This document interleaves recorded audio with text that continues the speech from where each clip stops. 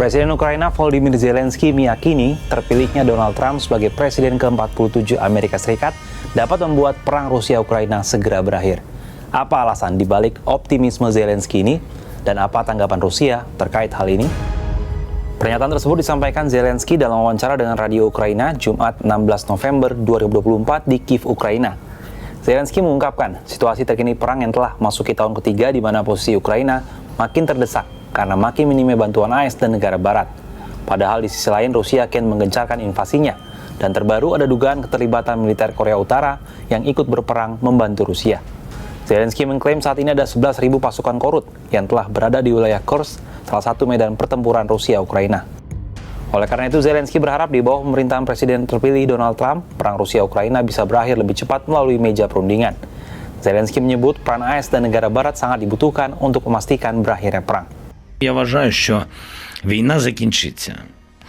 І закінчиться не абстрактно, але точної дати немає. Але точно, і ще раз підкреслюю, з політикою цієї команди, яка зараз очолить Білий дім, війна закінчиться швидше. Це їх підхід, це їх обіцянка їх суспільству. І для них це також дуже важливо. Lantas benarkah di bawah kepemimpinan Presiden Donald Trump, Amerika Serikat akan dapat mengakhiri perang Rusia-Ukraina? Setelah dinyatakan terpilih sebagai Presiden AS ke-47, Donald Trump langsung bergerak cepat untuk merespon situasi geopolitik, khususnya perang Rusia-Ukraina. Trump dilaporkan telah berbincang melalui telepon, baik dengan Presiden Rusia Vladimir Putin dan Presiden Ukraina Volodymyr Zelensky.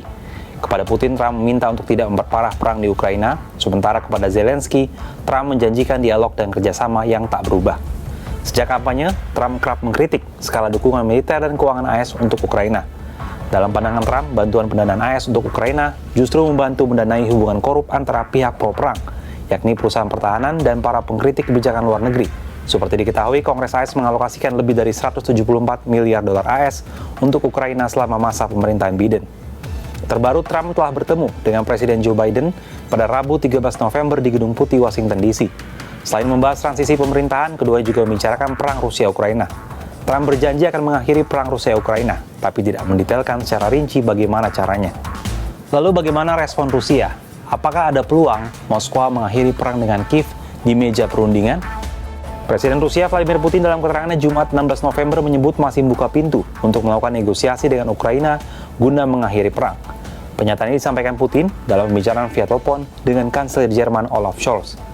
Pembicaraan ini juga jadi yang pertama sejak keduanya terakhir berbincang pada Desember 2022. Meski demikian, Putin menyebut ada beberapa syarat yang harus dipenuhi agar pembicaraan damai dengan Ukraina bisa dilakukan. Di antaranya, pembicaraan harus membahas kepentingan keamanan Rusia, mencerminkan realitas teritorial yang baru, dan menyelesaikan akar penyebab konflik. Sinyal akan berakhirnya perang Rusia-Ukraina ini tentu menjadi angin segar iklim geopolitik dunia yang belakangan kian memanas.